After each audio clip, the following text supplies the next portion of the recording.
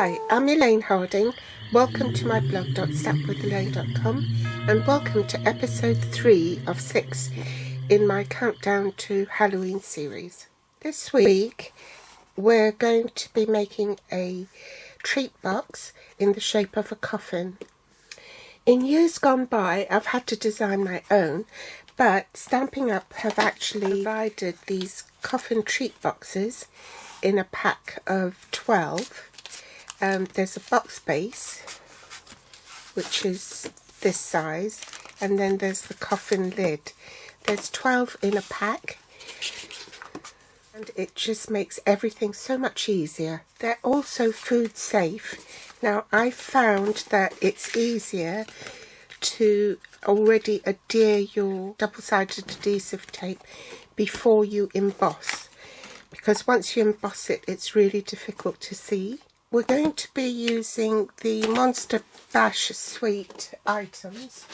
You'll find it on pages 52 to 54. The stamp set is shown true to size, and these are the papers. We won't be using the papers today, but we'll need the ribbon, the coffin treat boxes, and the stamp set and dies. And this is the one we'll be using.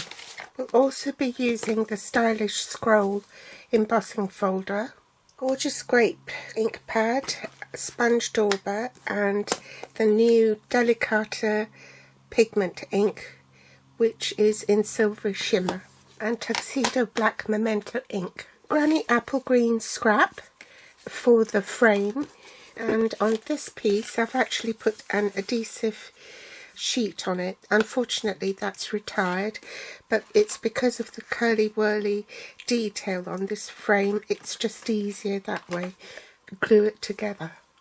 We're also going to be using the black scalloped ribbon and the Stamparatus, because I want to stamp over the image several times, and if I do that I need accuracy.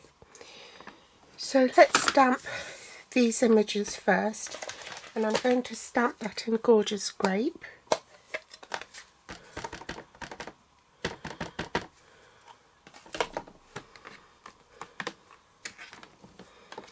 I want that vampire to be really dark.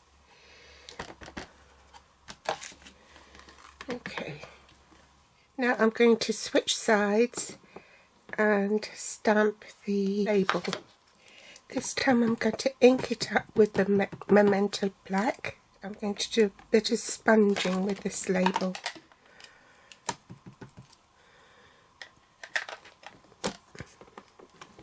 To sponge the background of the label here before I die cut it, because it's easier that way. Bring in my magnetic platform.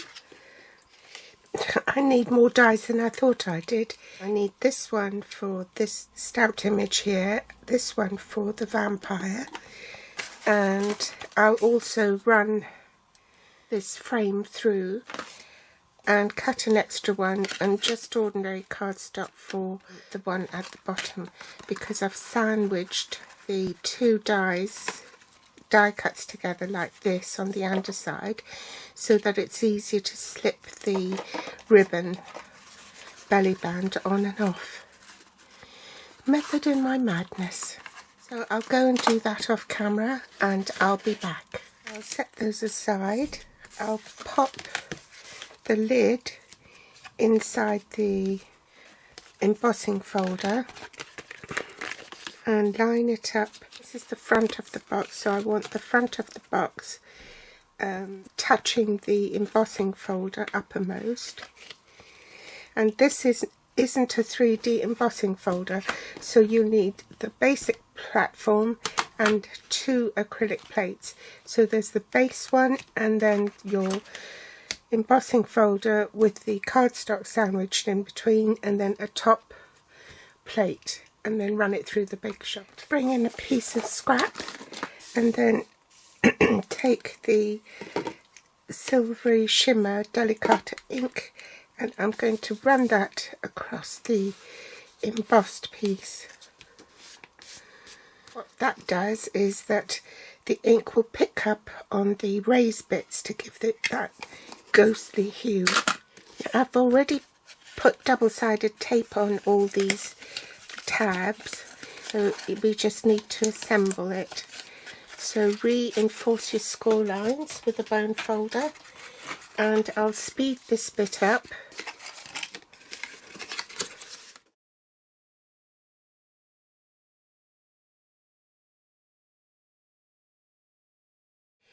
Remove the backing tape.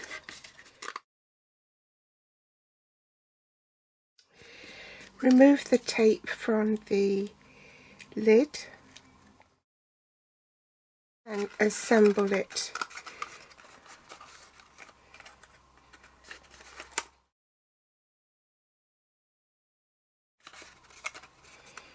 And I'm putting it over the box just to make sure that the lid fits.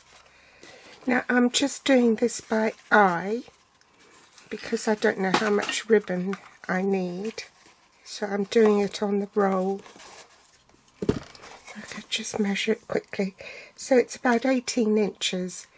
Now you want to adhere this piece on. I'm just checking that they're symmetrical. And they are. So I'll pop the right side of this ornate frame face down, and so I want it about there, so I'm just going to put some double-sided tape on the back of this to hold the frame down. Pop that in the middle.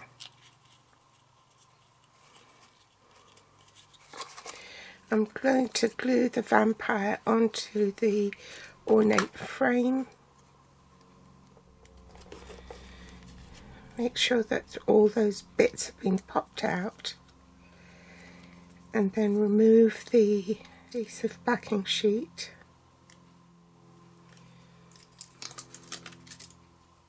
And marry it up with the one on the underside.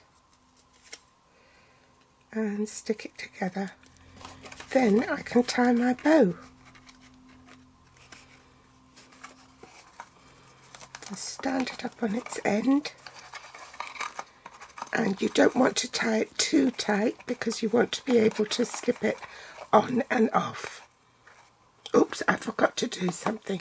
I forgot this label. If you've still got your 1/16 inch handheld punch, then punch a little hole through one of the eye sockets in this skull here. If you don't, then you can use your piercing tool to do that. So I've threaded it through the hole and made a loop so that I can secure the tag, and I'm just going to tie a knot here, so that it will hang down the side of the coffin. Loop it through the top of the ribbon here. Then position your frame sort of toward the top of the box. And then tie your knot.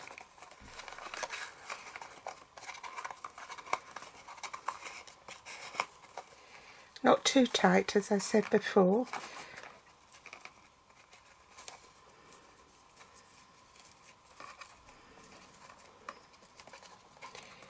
And then pull it